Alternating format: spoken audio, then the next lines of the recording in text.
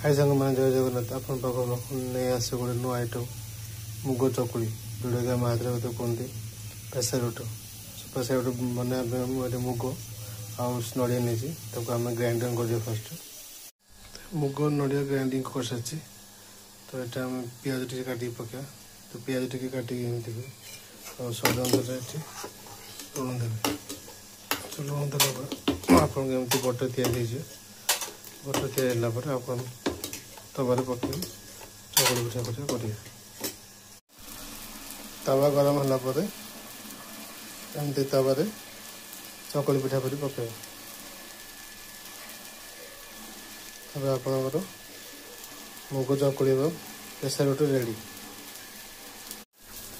मुग चकुड़ी बर्तमान रेडी देखो एमती बनातु ट्राए करूँ आशा करें आपको वीडियो भल लगी